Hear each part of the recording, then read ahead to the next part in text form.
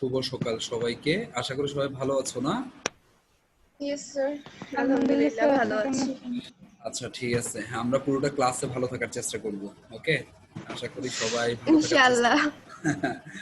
আচ্ছা ঠিক আছে। আমি এক এক করে একটু সবার কাছে যাব। প্রথমত আমি 5টা মিনিট সময় নিয়ে সবার কাছ থেকে পড়াটা আস্ক করে তারপর হচ্ছে আমরা আজকের পড়াতে চলে যাব, ঠিক আছে? তো প্রথমে আমাকে একটু মারিয়া, আমার এখানে লিস্টের মধ্যে মারিয়া প্রথমে আছে, সো আমি মারিয়ার কাছে প্রথমে একটু আসি। মারিয়া, তুমি পড়াশোনা করেছো? মারিয়া, জি স্যার। পড়াশোনা করেছো? আচ্ছা, তোমার ফিনান্স বুকটা আমাকে একটু দেখাতে হবে। হ্যাঁ, ফিনান্স বইটা আমাকে একটু দেখাও, যে তুমি ওই যে ক্রমবিকাশগুলো দাগাইছো, যে ওই দাগানোর পার্টটা আমি একটু দেখতে চাচ্ছিলাম। আমাকে একটু দেখাও।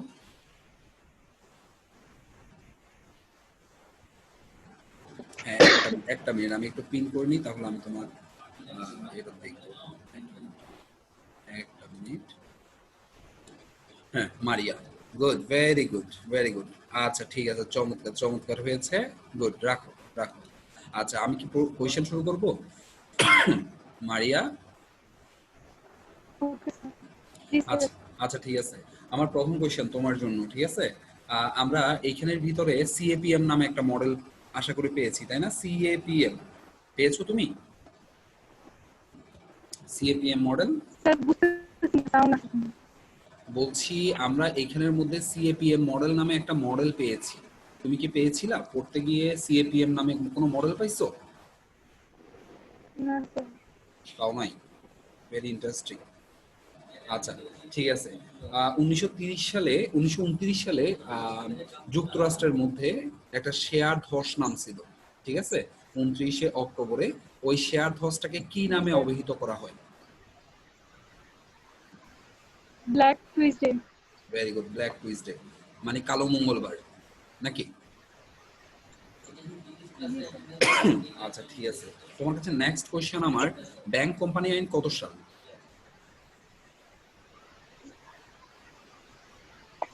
1933 না, ব্যাংক কোম্পানি 1991 সাল। Very good. যৌথ মূলধনী কোম্পানি আইন কত সাল? যৌথ মূলধনী আইন 1994 সাল। আচ্ছা, 1994 সাল। অর্থায়ন কাকে বলে বলো?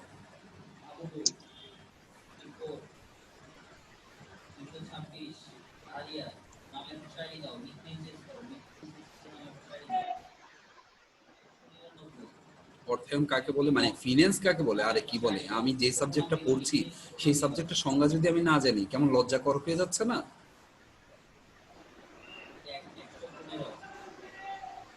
স্যার পারি, মাথায় আসতেছে না আমার। মাথায় আসছে না? আচ্ছা ঠিক আছে, তোমার জন্য লাস্ট কোয়েশ্চেন।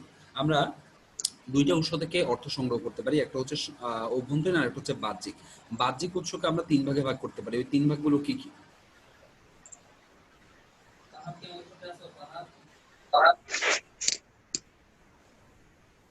স্যার সাউন্ড আসতেছে না প্রপারলি, আটকাচ্ছে। আমি বলছি, আমাদের যে বাহ্যিক উৎসটা আছে, ওই বাহ্যিক উৎসের ক্ষেত্রে আমরা 3 ভাগে ভাগ করতে পারি। ওই 3 ভাগগুলো কি কি আমি একটু জানতে চাচ্ছিলাম।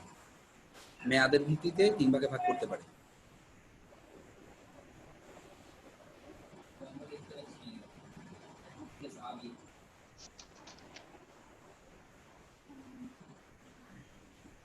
আচ্ছা, আর্থিক প্রতিষ্ঠান আইন কত সাল? আর্থিক প্রতিষ্ঠান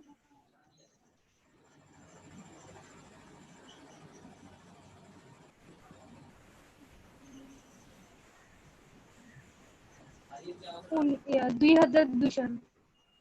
না না না, আর্থিক প্রতিষ্ঠান আইন হচ্ছে 1993 সাল। আচ্ছা ঠিক আছে, আমি একটু রিচির কাছে চলে আসি। রিচি, বইটা একটু দেখাইতে হবে।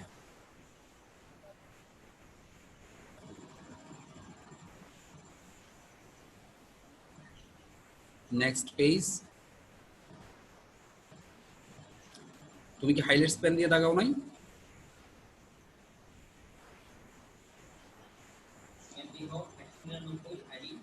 স্যার সাইন পেন দিয়ে দাগাইছি। আচ্ছা ঠিক আছে। মানে ক্যামেরার কারণে এখানের মধ্যে খুব স্পষ্ট আসছে না। আচ্ছা ঠিক আছে, আমি তোমাকে প্রশ্ন শুরু করতে পারি তো নাকি? জি স্যার। আচ্ছা, আমার ফার্স্ট কোয়েশ্চেন, অর্থায়ন কাকে বলে? ফিন্যান্স কাকে বলবো আমরা? অর্থের সংগ্রহ, ব্যবহার, সংরক্ষণ ও এর সংক্রান্ত সামগ্রিক কার্যাবলীকে অর্থায়ন বলা হয়। আচ্ছা, তোমার জন্য নেক্সট কোয়েশ্চেন হচ্ছে 1929 সালের 29শে অক্টোবর একটা দেশের মধ্যে শেয়ার ধস নামছিল, ওই শেয়ার ধসটাকে ব্ল্যাক টুইসডে বলা হয়। কোন দেশের মধ্যে এই ধসটা নামছিল? যুক্তরাষ্ট্রে। যুক্তরাষ্ট্রকে কি আমরা আমেরিকা বলতে পারি নাকি লন্ডন বলতে পারি? জি স্যার। আমেরিকা। লন্ডনকে কি বলবো?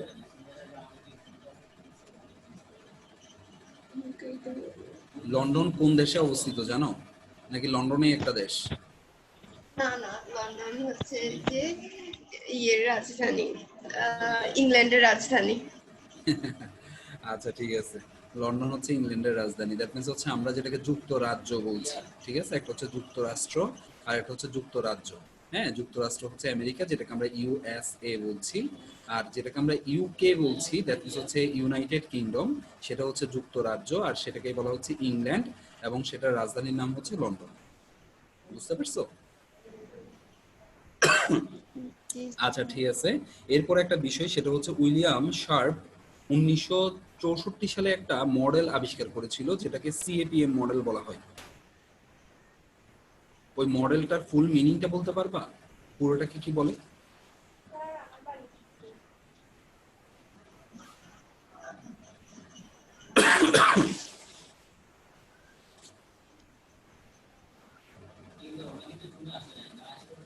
স্যার এটা পারবো না।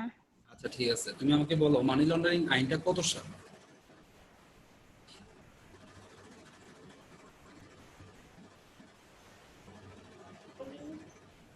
1993। মানি লন্ডারিং আইন 2000। আমি বলি, হ্যাঁ, এটা কে? তাসিন? 2010।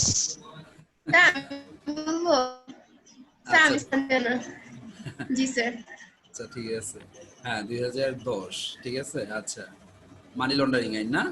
2002 মানে লন্ডন 2002 সালে। তাহলে 2010 সালটা হচ্ছে কোন আইনের অধীনে পড়ছে? বীমা কোম্পানি আইন। বীমা বিমা কোম্পানি আইন। তাসিন, আমি কোম্পানি। তোমাকে বীমা তোমাকে আমি কোম্পানি দেখতে পাচ্ছি নাকি নেটওয়ার্কের জন্য তো সমস্যা, নাকি মানে হচ্ছে ভিডিও ক্যামেরাগুলো তোমরা অন করো নাই, কোনটা? অনলাইনে একটু স্যার ইন্টারাকশনটা আমার স্যার আমার ল্যাপ স্যার আমার ল্যাপটপে চার্জ নেই তো সেই কারণে। আচ্ছা ঠিক আছে, হ্যাঁ এখন আমি একটু চলে যাচ্ছি এটাকে সিফাত সাবরিন সানি, কে উনি একটু দেখি, এই নামটা আমি একদম নতুন শুনতে পাচ্ছি। সিফাত সাবরিন সানি, তুমি কি আমাকে দেখতে পাচ্ছো? জি স্যার, দেখতে পাচ্ছি। কই, তোমারও তো আমি দেখতে পাচ্ছি না, একটু দেখতে পারবো? মোবাইলের চার্জ কম। আরে তো তুমি করছো বা তুমি কাজ করছো, সেটা আমি কিভাবে দেখবো? বিষয়টা অদ্ভুত না, সবাই একই ধরনের অজুহাত দিচ্ছ, এটা কেমন কথা? কারো ল্যাপটপে চার্জ নাই, কারো মোবাইলে চার্জ নাই। ঠিক আছে, ইলমা কোথায়? ইলমা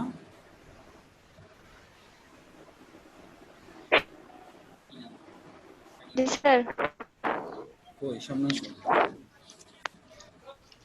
স্যার আমি অসুস্থ স্যার, চেয়ারের অবস্থা অনেক খারাপ আচ্ছা স্যার। আচ্ছা আচ্ছা আচ্ছা আচ্ছা, অসুস্থ কি, জ্বর টর আসছে নাকি?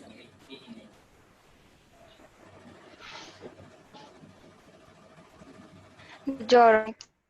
আচ্ছা ঠিক আছে, টেক কেয়ার। ঠিক আছে, মেডিসিন টেডিসিন খাচ্ছো?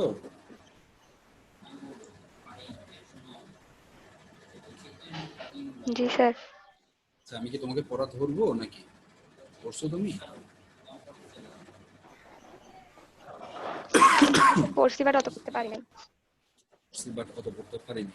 আচ্ছা, তুমি আমাকে বলতে পারবা যে 1964 সালে ক্যাপিটাল অ্যাসেট প্রাইসিং মডেল নামে একটা মডেল? স্যার আপনার কথা স্পষ্ট শুনতে। হ্যাঁ, কার সাথে কথা বলছিলাম আমি? হ্যাঁ, সিফাত সাবরিন সানি, তুমি স্যার কি আমার এখানে সাথে। আছো? তুমি কি আছো এখানে? সিফাত সাবরিন সানি, জি স্যার, আছি। ওই ক্যামেরাটা অন করো তুমি।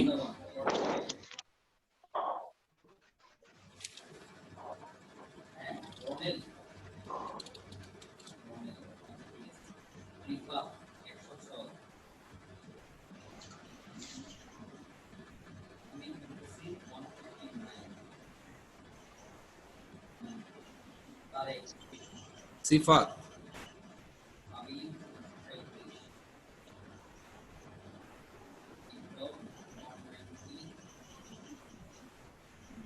সিফাত আমাকে শুনতে পাচ্ছ? অনলাইনে এসে কি এরা কি কোথাও চলে যায় নাকি আমি বুঝলাম না, কথা একবার কি নেটওয়ার্কে ডিস্টার্ব করছে কিনা সেটাও তো বুঝতে পারছি না। আচ্ছা, তাসিন, তাসিন, ইয়েস স্যার। আচ্ছা তাসিন, তুমি তোমার ফিনিশ বুকটা কি দেখাইতে পারবা? দাগাইছো যে সেটা? আমার ল্যাপটপে একদম চার্জে, আমি আচ্ছা আপনাকে আচ্ছা পরে আচ্ছা ছবি তুলে আচ্ছা আচ্ছা পাঠিয়ে আচ্ছা, দিব। ওকে। তুমি তোমার কাছে কোয়েশ্চেন হচ্ছে আমার জন্য, আমি যে কোয়েশ্চেনটা করব সেটা হচ্ছে গত ক্লাসে আমরা পড়েছিলাম পারিবারিক অর্থায়নটা, ঠিক আছে? পারিবারিক অর্থায়নের বিষয়বস্তুটা তুমি আমাকে একটু বুঝিয়ে বলো।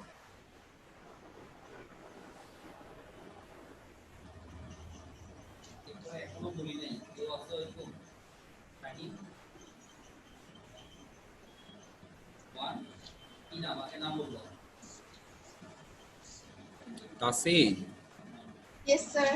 কি ব্যাপার, চুপ করে বসে থাকলে কি টাইম স্পেন্ড হচ্ছে? তো ক্লাস নিতে হবে না নাকি? তোমরা সবাই এরকম মানে মানে কি বলবো, ইনকনসিস্টেন্ট বিহেভ করলে তাহলে কিভাবে ক্লাস নেবো বলো তো দেখি? রেসপন্স করতে হবে, কথা বলতে হবে নাকি? লাইভ ক্লাসের মধ্যে লাইভ ক্লাস এতদিন করছো, এখন পর্যন্ত যদি আমরা সিস্টেমটা না বুঝি তাহলে লাইভ ক্লাসটা কিভাবে করবো বলো তো দেখি? আমি 2 দিন পর বোর্ডে যাব, ঠিক আছে? তখন তো তুমি আমার সাথে রেসপন্স করতে হবে তোমরা, তাই তো? সবাই মাইক্রোফোন অফ করে বসে আছো, ঠিক আছে? পড়াশোনা করতেছো না কেন আমি বুঝতে পারছি না। তোমরা পড়াশোনা কি করবো না বলে ঠিক করে নিয়েছো নাকি কোনটা?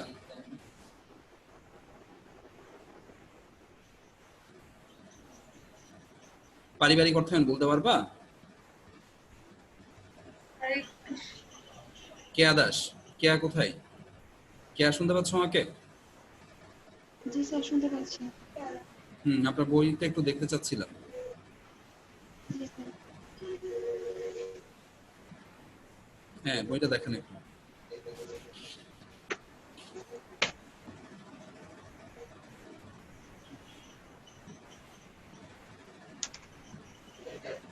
পরের পৃষ্ঠাতে যান একটু। স্যার আমি এতটুকুই করছি, আমি গত 2টা ক্লাস অ্যাটেন্ড করতে পারি নাই। কেন কেয়া অ্যাটেন্ড করতে পারো না কেন? স্যার একটু অসুস্থ আমি। অসুস্থ? ক্লাস টিচার কি জানে বিষয়টা?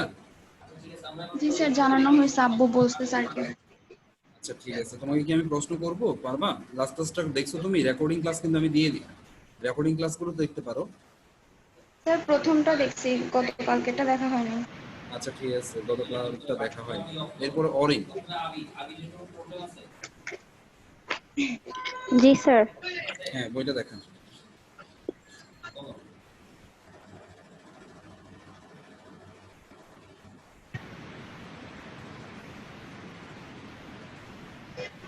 হ্যাঁ, পরের পৃষ্ঠাটা একটু দেখান। এটাই কি মূলটা?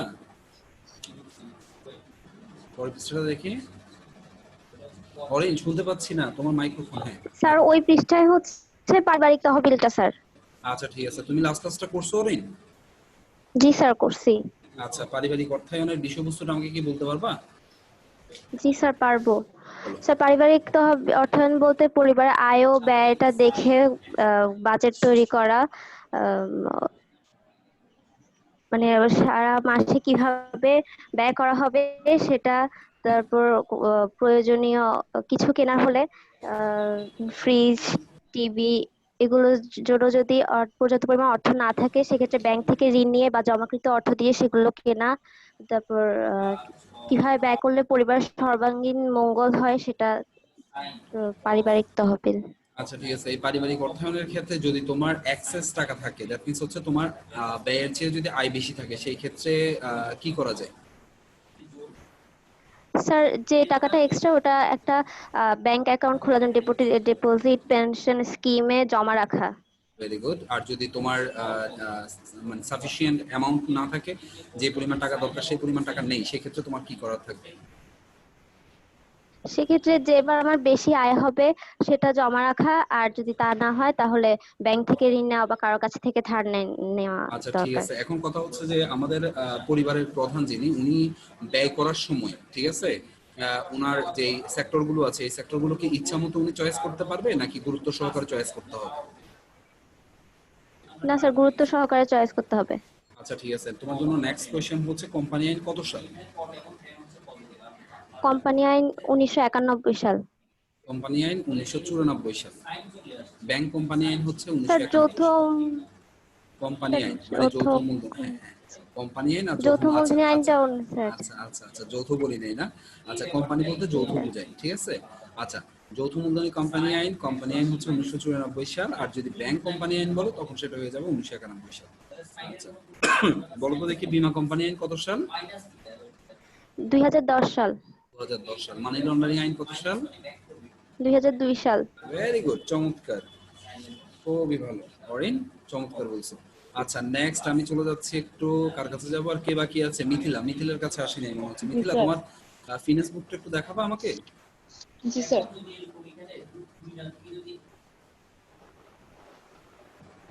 গুড, পরের পৃষ্ঠাটা চমৎকার। মনে হয় কম করা হয়েছে মনে হচ্ছে, দাগানো একটু কম দেখা যাচ্ছে। স্যার বলেছি। স্যার হাইলাইটার গুলো দিয়ে যদি দাগাই তাহলে নিউজ প্রিন্ট বুক তো দাগটা অপর পৃষ্ঠায় জায়গা বা কাগজটা না পাতলা না না, হয়ে কোনো যায়। দরকার নাই, তোমরা যেভাবে সুবিধা হয় সেভাবে করো, ঠিক আছে। মানে হচ্ছে যে জি স্যার। আমার সুবিধার জন্য খুবই কষ্ট পাওয়ার কোনো দরকার নেই। আচ্ছা আমি একটু মিথিলার কাছে আসছি। মিথিলা, আমাকে একটু পারিবারিক অর্থায়ন সম্পর্কে বলবা?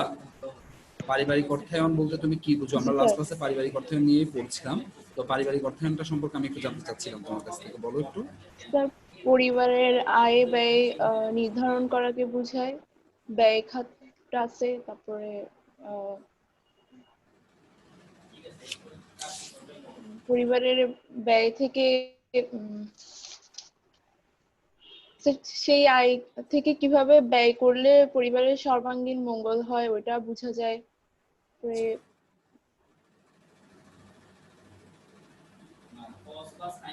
স্যার এগুলো আচ্ছা, অর্থায়ন কাকে বলে? ফিনান্স কাকে বলে?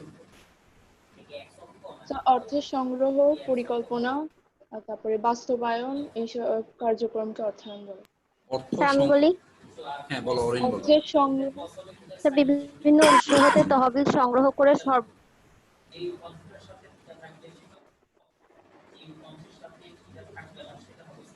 আমি বুঝি নাই অরিন, আমার কাছে আসলে শব্দটা আসে নাই, সরি, তুমি আরেকবার বলো আমাকে।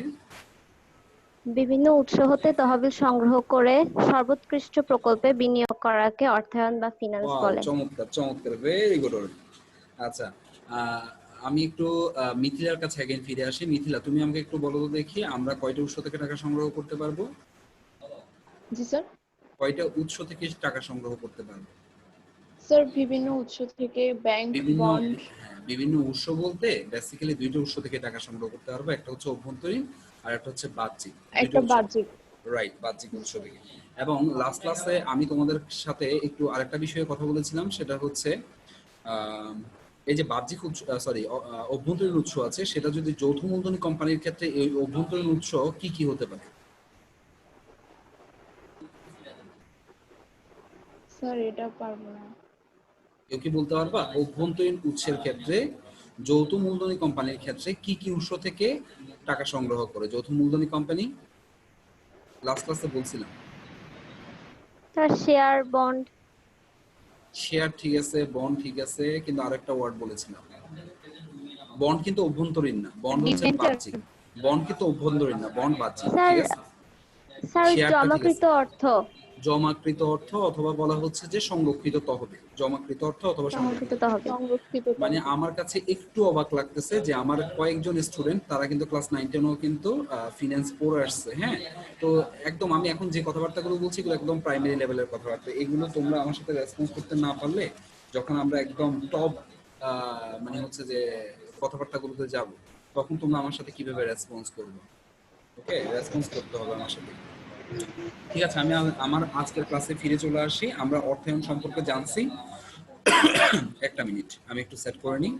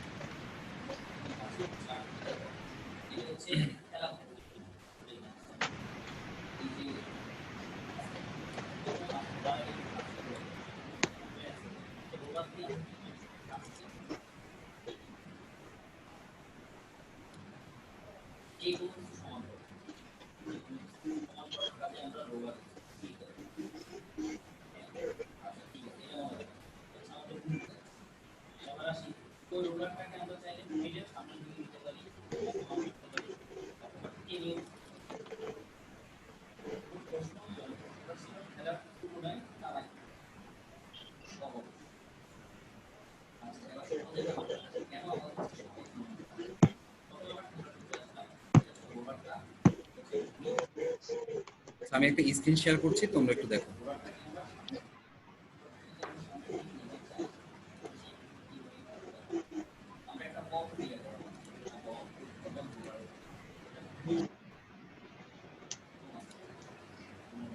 আচ্ছা, লাস্ট ক্লাসে স্ক্রিন শেয়ারটা কি দেখতে পাচ্ছ তোমরা? না স্যার।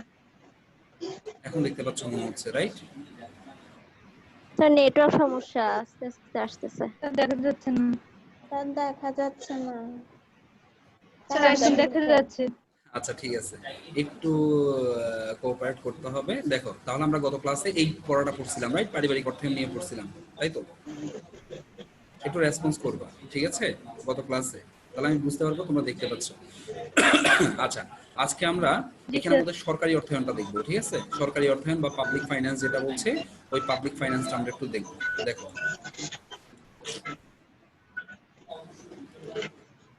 আচ্ছা কিভাবে করবে? স্যার বলো। চলে গেছে স্যার আবার। আমার ওই যে আগের পড়াটার মধ্যে চলে গেছে। 1930 সালের দশকটার শেষের দিকে একটু সমস্যা ছিল। আচ্ছা ঠিক আছে, আমরা ক্লাসের পরে যদি সময় পেয়ে একটু কথা বলবো, আর না হলে তোমার সমস্যাটা আমি পার্সোনালি নিব, ঠিক আছে? পার্সোনালি ঠিক আমি আছে স্যার। মেসেঞ্জারে একটু সলভ করে দিব। এখানের মধ্যে আমাদের সময়টা একটু কম, তো আমি দেখি অন্য বিষয় নিয়ে আরেকটু আলোচনা করি। আমরা গত ক্লাসে আমরা পারিবারিক অর্থায়ন নিয়ে পড়ছিলাম, এবং এর আগের ক্লাসে আমরা ফাইন্যান্স নিয়ে যে আলোচনা করেছিলাম, ওখানের মধ্যে আমরা দেখছিলাম যে ফাইন্যান্স হচ্ছে দুইটা পার্ট থাকে, ঠিক আছে? বেসিক্যালি ফাইন্যান্সের মধ্যে আমরা দুইটা পার্ট নিয়ে কথা বলছিলাম। একটা পার্ট হচ্ছে এই পাশে থাকে, আর একটা পার্ট হচ্ছে আমাদের এই পাশ নিয়ে কথা বলছিলাম।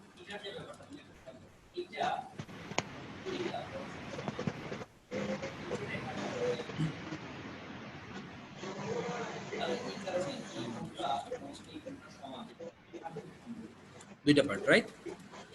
দেখতে পাচ্ছো? জি স্যার। আচ্ছা ঠিক আছে, আমরা এখন যে বিষয়টা নিয়ে আলোচনা করছি সেটা হচ্ছে যে সরকারি অর্থায়ন অথবা পাবলিক ফাইন্যান্স। একটু ভালো করে খেয়াল করে, এবার আমরা এতদিন ছিলাম যেটা, সেটা হচ্ছে যে আমাদের পরিবারের ভিতরে ছিলাম।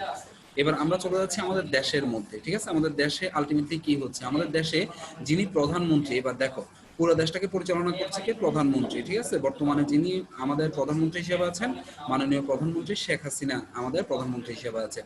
আসলে এই যে সরকারি অর্থায়ন অথবা পুরো দেশের জন্য যদি বিবেচনা করি, তাহলে আমাদের প্রধানমন্ত্রী এই জায়গায় বসে আছে, বা আমাদের গভর্নমেন্ট এই জায়গায় বসে আছে, ঠিক আছে? তাহলে উনি কিভাবে আসলে দেশটাকে পরিচালনা করছে, বা উনি কিভাবে ফাইন্যান্সের কাজটা করছে, এই জিনিসটা আমরা একটু দেখি। দেখো, এখানের মধ্যে আমরা ফাইন্যান্সে পড়ছিলাম যে প্রথমত যেটা করে সেটা হচ্ছে বিভিন্ন উৎস থেকে অর্থ সংগ্রহ করে। ঠিক একইভাবে আমাদের প্রধানমন্ত্রী অথবা আমাদের বর্তমান প্রধানমন্ত্রী শেখ হাসিনা যেটা করতেছে সেটা হচ্ছে, তুমি একদম একটা চকলেটও যদি ক্রয় করতে যাও 1 টাকা বা 2 টাকা, সেটা থেকেও কিন্তু ট্যাক্স নেওয়া হয়। সেটা জানো তো? বাংলাদেশে ট্যাক্স নামে একটা ওয়ার্ড আছে, সেটা সম্পর্কে তোমাদের পরিচয় আছে? জি স্যার। আচ্ছা ঠিক আছে। এরপরে বাংলাদেশে ভ্যাট নামে একটা বিষয় আছে, সেটা কি তোমাদের সাথে পরিচয় আছে? ভ্যাট। জি স্যার। স্যার ভ্যাট আর ট্যাক্স কি সেম না? ভ্যাট আর ট্যাক্স একটা হচ্ছে যে অনেকটা সেম, কিছুটা পার্থক্য আছে। একটা হচ্ছে যে তোমার ভ্যালু এডেড ট্যাক্স বলা হয়, ওটাও ট্যাক্স এটাও ট্যাক্স, ঠিক আছে? যদি আমরা ইনকাম ট্যাক্সের কথা বলি, মনে করো তোমার প্রতি মাসে 1 লক্ষ টাকা ইনকাম হয় প্রতি মাসে, তাহলে প্রতি মাসে যদি 1 লক্ষ টাকা ইনকাম হয়, তোমার 12 মাসে ইনকাম হচ্ছে 12 লক্ষ টাকা। বলা হচ্ছে একজন মানুষের যদি বার্ষিক বর্তমান রেশিও হিসেবে বার্ষিক যদি 3 লক্ষ টাকার উপরে ইনকাম থাকে, তাহলে তাকে কিন্তু ট্যাক্স দিতে হবে, যেটার নাম হচ্ছে ইনকাম ট্যাক্স। তাহলে তোমার যেহেতু 12 লক্ষ টাকা ইনকাম, তাহলে 3 লক্ষ টাকা পর্যন্ত তোমার ছাড় আছে। 3 লক্ষ টাকা বাদ দেওয়ার পরে বাকি 9 লক্ষ টাকার উপর তোমাকে 10% বা 15% করে ট্যাক্স দিতে হবে। এটাকে বলা হচ্ছে ইনকাম ট্যাক্স, ঠিক আছে? আর আমরা ভ্যাট যেটাকে বলি, ভ্যালু এডেড ট্যাক্স, সেটা হচ্ছে আমরা যে প্রোডাক্টগুলো ব্যবহার করি। যেমন তুমি যখন একটা ড্রেস ক্রয় করতে যাও কোনো একটা শপিং এ, তুমি যখন একটা ড্রেস ক্রয় করতে যাও, দেখবা বড় বড় যে শপিং মলগুলো আছে ওখানের মধ্যে লেখা থাকে যে ইনক্লুডিং ভ্যাট অথবা এক্সক্লুডিং ভ্যাট, প্রাইসের সাথে লেখা থাকে। দেখছো কখনো? খেয়াল করছো জি বিষয়টা? স্যার। আচ্ছা, দেখছি দ্যাট দেখছি মিন্স জি হচ্ছে স্যার। জি স্যার। ওখানের মধ্যে যে প্রাইসটা আছে, মনে করো আমি ধরে নিলাম ওখানের মধ্যে প্রাইসটা হচ্ছে তোমার 100 টাকা, ঠিক আছে? এই 100 টাকার উপর তোমার কিন্তু তোমাকে দিতে হবে 115 টাকা, ঠিক আছে? কেন 115 টাকা দিতে হবে? কারণ হচ্ছে 100 টাকা ওই বিক্রেতা পাবে, আর যে বাকি 15 টাকা, ওই 15 টাকা পাবে সরকার। ঠিক আমরা যদি 1 টাকার একটা চকলেটও ক্রয় করি, সেটার জন্য কিন্তু আমরা ভ্যাট দিই, হয়তো আমরা জানি না, কিন্তু কোনো না কোনো প্রক্রিয়ায় কিন্তু ওটার থেকে একটা অংশ সরকারি কোষাগারে চলে যায়। দ্যাট মিনস হচ্ছে আমরা বাংলাদেশে যত ধরনের প্রোডাক্ট ব্যবহার করি, সবগুলো প্রোডাক্টের উপর কিন্তু আমাদেরকে ভ্যাট প্রদান করতে হয়। বুঝতে পারছো? জি স্যার। জি তাহলে স্যার। তাহলে আলটিমেটলি আমরা যেটা দেখতে পাচ্ছি সেটা হচ্ছে ইনকাম ট্যাক্স অথবা ভ্যাট অথবা অন্য অন্য জায়গা থেকে সরকারের, এগুলো হচ্ছে ইনকাম। তাহলে সরকার কিন্তু এই ধরনের বিভিন্ন ধরনের উৎস আছে যেগুলো থেকে সরকার কি করতেছে, ইনকাম করতেছে, ফাইন্যান্সের একটা পার্ট। এবার সরকার ইনকাম করে কিন্তু বসে নাই, একটু ভালো করে খেয়াল করো। তুমি যখন বাসা থেকে বের হচ্ছ, ঠিক আছে, তোমার যখন রাস্তার অবস্থা খুবই খারাপ, মনে করো রাস্তাটা, তোমাদের বাসার সামনে রাস্তাটা ভেঙে গেছে, তুমি কিন্তু তোমার প্রতিবেশীকে গালি না দিয়ে তুমি কিন্তু প্রথমে দোষারোপটা করো কাকে? সরকারকে, তাই না? যে কি একটা সরকার দেশে আসছে, যে সরকার এখন পর্যন্ত আমার রাস্তাটা ঠিক করে দিল না। এরপরে মনে করো তুমি ঘর থেকে বের হয়ে নিরাপদ থাকতে পারছো না, তখন তুমি কিন্তু নিরাপত্তার জন্য কাকে দোষারোপ করতেছো? সরকারকে দোষারোপ করতেছো। সরকার কিন্তু তোমাকে সরাসরি এসে কখনো বলে যায় নাই যে আপনাকে নিরাপত্তা আমি প্রদান করব, অথবা আপনার যে এইখানের মধ্যে যে রাস্তাঘাটগুলো আছে এই রাস্তাঘাটগুলো আমি ঠিক করে দিব, এটা কিন্তু সরকার সরাসরি আপনাকে বলে দেয়নি। কিন্তু বিষয়টা কি দাঁড়াইছে? বিষয়টা যেটা দাঁড়াচ্ছে সেটা হচ্ছে এই যে তুমি ট্যাক্স দিচ্ছ অথবা ভ্যাট দিচ্ছ, তার বিপরীতে সরকার তোমাকে এই সার্ভিসগুলো দিতে কিন্তু বাধ্য। কারণ হচ্ছে সরকার তোমার কাছ থেকে টাকা নিচ্ছে, ভ্যাট হিসেবে যে টাকাটা নিচ্ছে বা ইনকাম ট্যাক্স হিসেবে যে টাকাটা নিচ্ছে, সেই টাকাটা তোমার আবার সুবিধার জন্য এখানের মধ্যে ইনভেস্ট করবে। সেটা কিরকম? সেটা তোমার রাস্তা কালভার্ট, যেই ভাঙা ব্রিজগুলো আছে এগুলো ঠিক করবে সরকার। দেশের যেই স্কুল ইনফ্রাস্ট্রাকচার, কলেজ। রাইট, দেশের যে ইনফ্রাস্ট্রাকচার ডেভেলপমেন্ট আছে সেগুলো ঠিক করবে। তুমি যখন একটা সরকারি স্কুল অথবা সরকারি কলেজে পড়বা, সেখানের মধ্যে ভর্তুকি প্রদান করবে, ঠিক আছে? এরপর হচ্ছে তোমাকে নিরাপত্তার জন্য বিভিন্ন ধরনের তোমার ডিফেন্সের যে বাহিনীগুলো আছে, পুলিশ, র্যাব বা অন্যান্য যে বাহিনীগুলো আছে, তাদেরকে সরকার রাখবে তোমার যাতে নিরাপত্তা প্রদান করতে পারে, তুমি যাতে একটা সুশাসনে বসবাস করতে পারো। সরকার তোমাকে এই ধরনের বিভিন্ন ধরনের সার্ভিস প্রদান করবে। তাহলে আলটিমেটলি দেখো, এই জায়গায় গভর্নমেন্ট বসে আছে, তোমরা কি সবাই দেখতে পাচ্ছ তো নাকি? এনিবডি, কেউ কি জি দেখতে স্যার। পাচ্ছ না এই ধরনের ইয়েস আছে? স্যার। জি জি স্যার, স্যার দেখতে দেখা পাচ্ছি যাচ্ছে। সবাই। বাবারা একটু রেসপন্স করতে হবে, রেসপন্স না করলে কিন্তু ঝামেলা। হ্যাঁ, আমার কাছে কেন জানি মনে হচ্ছে রেসপন্স করতেছে না, মানে হচ্ছে নেটওয়ার্ক জনিত সমস্যা বা শুনতে পাচ্ছে না। একটু রেসপন্স করবে, তাহলে ক্লাসটা একটু মানে প্র্যাকটিক্যাল ক্লাসের মতো হবে। আমাদের তো অনেক কিছু লিমিটেশন আছে, এটা আমরাও জানি, তোমরাও জানো, কিন্তু আমরা সর্বোচ্চ চেষ্টা করতেছি যাতে একটা প্র্যাকটিক্যাল ক্লাসের মতো একটা এনভায়রনমেন্ট ক্রিয়েট করা যায়। তাহলে একটু ভালো করে খেয়াল করো, এই জায়গায় তাহলে গভর্নমেন্ট বসে আছে। গভর্নমেন্টের প্রথম কাজ হচ্ছে যে বিভিন্ন উৎসের মাধ্যমে অথবা বিভিন্ন ধরনের সার্ভিসের মাধ্যমে বা বিভিন্ন ধরনের ক্রাইটেরিয়ার মাধ্যমে আমাদের কাছ থেকে সরকার বিভিন্ন ধরনের ইনকাম করছে, যেটা আমরা দেখলাম কি ভ্যাট, ট্যাক্স, এই ধরনের ইনকাম। সরকার এই ইনকামগুলো আবার আমাদের জন্য কিন্তু বিনিয়োগ করতেছে। এখন তোমরা আমাকে কোশ্চেন করতে পারো যে স্যার, মনে করেন সরকার আমার কাছ থেকে পাইছে টোটাল 100 টাকা, ঠিক আছে, কিন্তু হতে পারে না স্যার যে সরকারের এই 100 টাকার জায়গায় সরকারের স্যার খরচ হচ্ছে 120 টাকা, বেশি খরচ হইতে পারে না? অবশ্যই হইতে পারে। দেখবা সরকার যখন, যেমন কিছুদিন আগে যখন পদ্মা সেতু তৈরি করার কথা ছিল, তখন পদ্মা সেতুর যে পরিমাণ খরচ, ওই পরিমাণ খরচ কিন্তু আমাদের দেশের কাছে ছিল না। তখন আমরা কি করছি? আমরা জাইকা অথবা বিশ্ব ব্যাংকের কাছ থেকে লোন চাইছিলাম। ঠিক একইভাবে যখন বড় বড় প্রজেক্ট আসে অথবা দেশ যখন খুব বেশি প্রবলেমে পড়ে যায়, তখন কিন্তু আমরা বাইরের যে বড় বড় অর্গানাইজেশন গুলো আছে বা বিভিন্ন ধরনের রাষ্ট্রের কাছে, বড় বড় ডেভেলপড কান্ট্রিগুলোর কাছ থেকে আমরা বিভিন্ন ধরনের সাহায্য সহযোগিতা চাই, যেগুলোকে বলা হয় এইড। ঠিক আছে, এটাকে বলা হয় সাহায্য সহযোগিতা, এইড। ওকে, তাহলে এই এইডটা বা সাহায্য সহযোগিতা কিন্তু আমরা নিয়ে থাকি। দ্যাট মিনস কি, এটা এক ধরনের ঋণ। ওকে, মানে আমাদের দেশের স্যার, মতো এইটার ফুল ফর্ম কি আছে? না না না না, এটাই ফুল ফর্ম। এইড মানে হচ্ছে সাহায্য সহযোগিতা বা বিভিন্ন ধরনের ঋণের একটা বিষয় আর কি। ঠিক আছে, তাহলে আমাদের যে পরিমাণ ইনকাম, এই পরিমাণ ইনকামের চেয়েও যখন আমাদের ইনভেস্টটা বেশি হয়ে যায়, এই যে এখানে দেখালাম 120 টাকা ইনভেস্ট, যখন ইনকামটা বেশি হয়ে যাবে, সরি খরচটা বেশি হয়ে যাবে, তখন এই যে আলাদা যে 20 টাকা, এটা তাহলে কিভাবে আনবে? এটা হচ্ছে বিভিন্ন কান্ট্রি থেকে আমরা তখন লোন হিসেবে নিচ্ছি। আবার যখন 100 টাকার জায়গায় আমার এই বছর খরচ হয়েছে মাত্র 80 টাকা, তখন আমি বাকি যে 20 টাকা সেটা হয়তো আগামী বছরের জন্য রেখে দিচ্ছি। তাহলে এই ক্ষেত্রেও কিন্তু এই টোটাল যে প্রসেসটা, এই প্রসেসটাকে আমরা বলছি আন্তর্জাতিক অর্থায়ন। আমি কি বুঝাতে পারলাম স্যার? জি স্যার। এবার জি আসো, স্যার। এবার আসো জি আমাদের স্যার। আমাদের ফিন্যান্স বইয়ের মধ্যে আলটিমেটলি এটা সম্পর্কে কি বলছে আমরা একটু দেখি।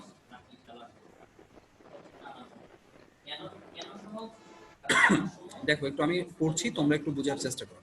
বলা হচ্ছে সরকারি অর্থায়ন বলতে সরকারের বার্ষিক ব্যয় কোন কোন খাতে পরিমাণে হবে এবং সেই অর্থ কোন কোন উৎস হতে সংগ্রহ করা হবে তা নির্ধারণ করাকে বোঝায়।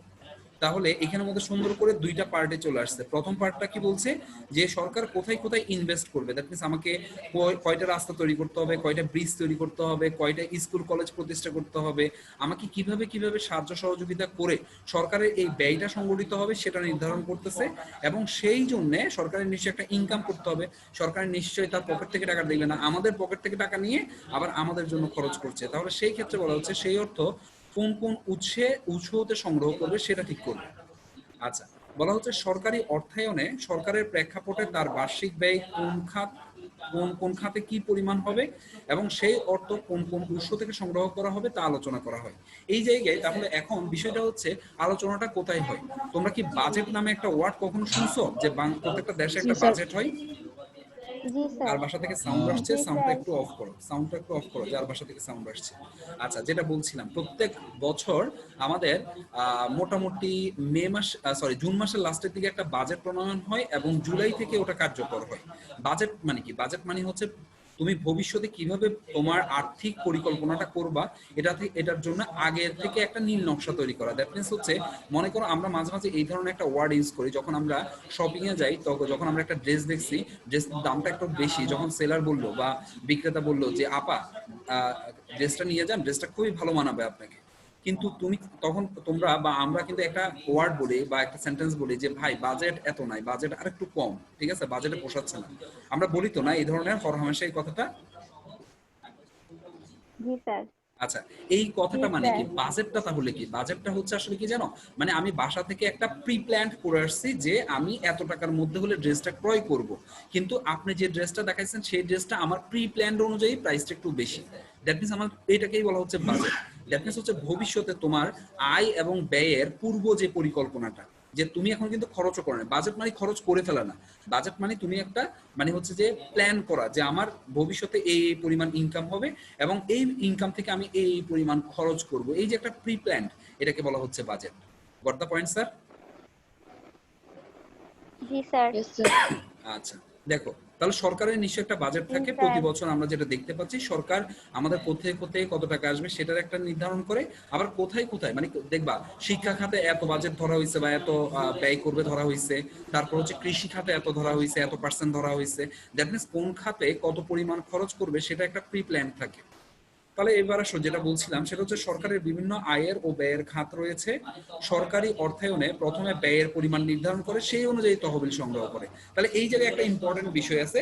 প্রত্যেকটা অর্থায়নের ক্ষেত্রে আমরা দেখছিলাম কি প্রথমে তারা অর্থটা সংগ্রহ করে তারপর বিনিয়োগ করে, কিন্তু এই জায়গায় বলছে প্রথমে অর্থ সংগ্রহ করে বিনিয়োগ করে না, তারা যেটা করে সেটা হচ্ছে প্রথমে কোথায় কোথায় ব্যয় করতে হবে, দ্যাট মিনস আমার ব্যয় কত সেটা প্রথমে নির্ধারণ করে। দ্যাট মিনস ব্যয়ের পাশটা আগে নির্ধারণ করে এবং ওই ব্যয়টা আমি কিভাবে সংগ্রহ করতে পারবো ওই সংগ্রহের উৎসগুলো তারপর নির্ধারণ করে। এই জায়গায় একটু উল্টা, তাই না? জি স্যার। আচ্ছা, বলা হচ্ছে সরকারি অর্থায়নে সরকারের বিভিন্ন আয়ের ও ব্যয়ের খাত বাজেটের মধ্যে তুলে ধরা হয়। সরকারি অর্থায়নের ব্যয় আয় অপেক্ষা বেশি হতে পারে। ভালো করে খেয়াল করি, বলছে ব্যয়টা আয়ের চেয়েও বেশি হতে পারে। যদি ব্যয় আয়ের চেয়েও বেশি হয় তাহলে আমরা সেটাকে কি বলবো স্যার? ঘাটতি বাজেট। দ্যাট মিনস হচ্ছে আমার যে পরিমাণ আয় হয়েছে তার চেয়ে আমার ব্যয় বেশি। দ্যাট মিনস আমি কি ঘাটতিতে আছি না উদ্বৃত্ততে আছি? ঘাটতিতে। ঘাটতিতে আছি। তাহলে পরীক্ষায় আসতে পারে যে ঘাটতি বাজেট কাকে বলে? ঘাটতি বাজেট হচ্ছে যখন আমার আয়ের চেয়েও ব্যয়ের পরিমাণ, একটা দেশের মধ্যে আয়ের চেয়েও ব্যয়ের পরিমাণটা বেশি হয়ে যায়, তখন সেটাকে বলা হচ্ছে ঘাটতি বাজেট। আবার সরকারি অর্থায়নে আয় ব্যয় অপেক্ষা বেশি হতে পারে, তখন তাকে বলা হয় উদ্বৃত্ত বাজেট। তাহলে পরীক্ষায় আসতে পারে উদ্বৃত্ত বাজেট কাকে বলে? তাহলে উদ্বৃত্ত বাজেট হচ্ছে যখন আমার এক্সট্রা টাকা থেকে যাবে, আমার যে পরিমাণ ইনকাম হচ্ছে ওই পরিমাণ খরচ হয় নাই, তখন সেটাকে আমরা উদ্বৃত্ত বাজেট বলি। সরকারি অর্থায়নের মূল লক্ষ্য তাহলে কি? সমাজ কল্যাণ করা। সরকার কিন্তু ব্যবসা করতে আসে নাই, সরকার আসছে সমাজ কল্যাণ করার জন্য। তাহলে এই জায়গায় একটু দেখো কিছু কথাবার্তা বলছে।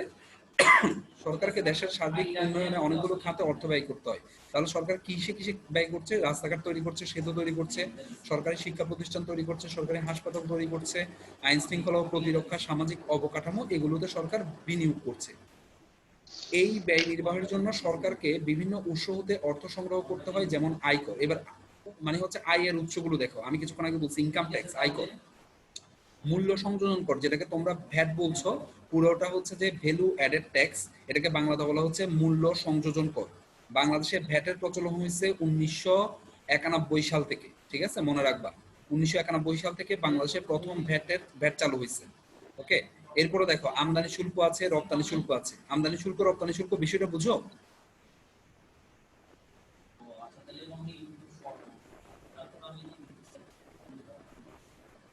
স্যার আমদানি রপ্তানি করার সময় যে ভ্যাটটা দিতে হয়